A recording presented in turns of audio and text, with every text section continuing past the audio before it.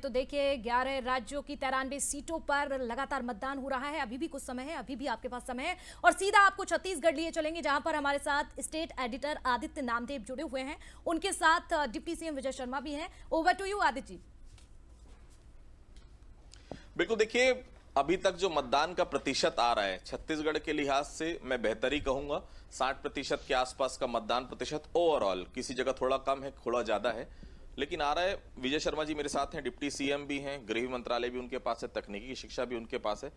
Voting percentage 60 के आसपास अभी आ रहा है, हालांकि 3 बजे का है, लेकिन कई जगहों पर जो आ रही है जानकारी, बिलासपुर, कोरबा, कोरिया, बारिश काफी तेज हो रही है, तो उम्मीद है कि बहुत ज्यादा नहीं जाएगा वोटिंग परसेंटेज। लेकिन अभी तक की स्थिति तमाम जगहों से आपकी बात हुई, किस तरह से देख रहे हैं? जी, मैं निस्संदेह ऐसा मानता हूं कि बारिश हो या जो हो, नरेंद्र मोदी जी को लोग वोट देने निकलेंगे और ये वोटिंग 70% के आसपास पक्का जाएगा।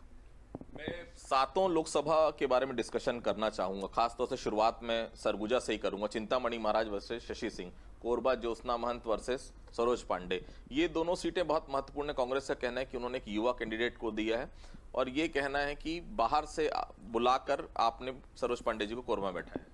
नहीं, बात ऐसा नहीं है। सरोज पांडे जी काफी दिनों से वहां संगठन का काम देख रही थी और उन्होंने संगठन का काम किया है, जनता से मुलाकात की है, जनता का काम किया है, आंदोलन वहां खड़े किए, तब जाकर वहां चुनाव लड़े और चुनाव लड़ने के लिए वहां पर स्थानीय हमारे कार्यकर्ताओं से पहले सहमति ली गई और उन्होंने कहा कि यहाँ पे आप अच्छे कैंडिडेट वो हो सकती हैं, तब उनको वहाँ चुनाव लड़ाया गया है। ऐसे नहीं है कि कहीं से भी जाकर कोई चुनाव लड़ रहा है, ऐसा बिल्कुल नहीं है। और सरगुजा का भी आप कहें तो परिणाम बताएगा, हम लोगों को पूरा विश्वास है भारतीय जनता पार्टी की जीत होगी वहाँ पे भी।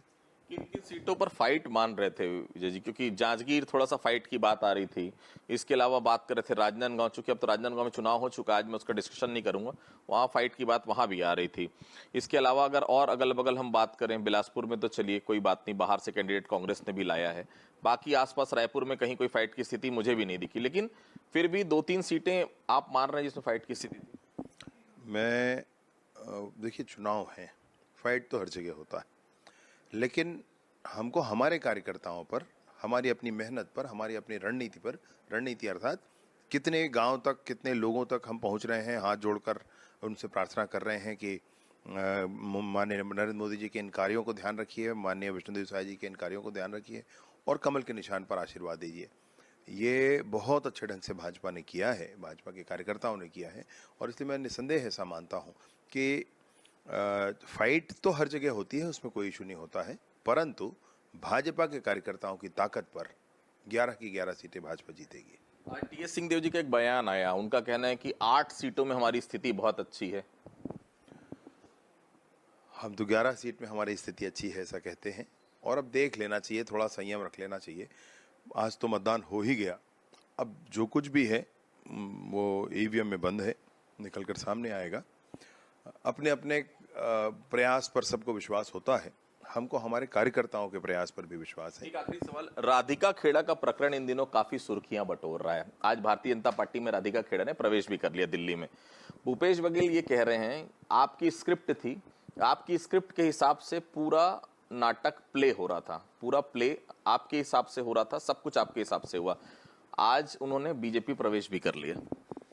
नहीं, इस विषय को भाजपा प्रवेश के हिसाब से नहीं देखना चाहिए। अब ये कैसे इस बात को कहा जाए, वो तो कितनी प्रखरता के साथ विधानसभा चुनाव में वो कांग्रेस की तरफ से उन्होंने प्रयास किया है कांग्रेस पार्टी के लिए, और वो छत्तीसगढ़ की नहीं है कि उनको छत्तीसगढ़ की राजनीति में, छत्तीसगढ़ में सत्ता आ गई, सरकार आ गई तो कोई बात हो मन में। जो कुछ हुआ है उनके साथ, जो घटनाक्रम हुई है, वो मैं सोचता हूँ कि बहुत पीड़ादायक है और विशेष रूप से उस स्थिति में जब राम मंदिर के दर्शन के जाने के लिए ही उनको इस तरीके से प्रताड़ित किया गया है, ये तो और भी अधिक चिंता का विषय है, समाज के लिए चिंता का विषय है। कितनी सीट जीतने का दावा कर रहे हैं विजय शर्मा? छत्तीसगढ़ में 11 और भारत में 400 के ऊपर। तो ललित जी, डिप्टी सीएम साहब का साफ तौर पर कहना है कि 11 सीटें तो छत्तीसगढ़ में जीत ही रहे हैं। 400 पार का जो नारा, जो बात आ रही थी नरेंद्र मोदी जी की तरफ से, वो नारा भी चरितार्थ होगा। 400 पार सीटें भारतीय जनता पार्टी जीतेगी। लेकिन एक आरोप ये भी कि 400 पार आप सीट जीतेंगे तो संविधान बदल देंगे आप लोग, सब कुछ बदलने के लिए आप लोग तैयार हैं, क्या वाकई में ऐसा है क्या? आज तक के आरक्षण बदल देंगे? आज तक के इतिहास में संविधान कितनी बार बदला है ये देख लें, और किसकी सरकार ने में कितनी बार बदला है ये भी देख लें। भैया संविधान बदलने का कोई मसला ही नहीं है। संविधान के आधार पर भाजपा चलती है। और मैं आपसे एक बात और कहना चाहता हूं, आरक्षण का विषय, तो भाजपा का एक कार्यकर्ता भी जब तक क्रियाशील है तब तक न संविधान कोई बदल सकता, न आरक्षण कोई बदल सकता। एक हमारा लक्ष्य है, आरोप लग रहे हैं, उसको हम लागू करेंगे। बिल्कुल आरोप ये लग रहे हैं कि संविधान बदल दिया जाएगा जी, लेकिन बीजेपी अपनी तरफ से इस पूरी बात को नकार रही है और आरोप उल्टा कांग्रेस पर लगाया जा रहा है।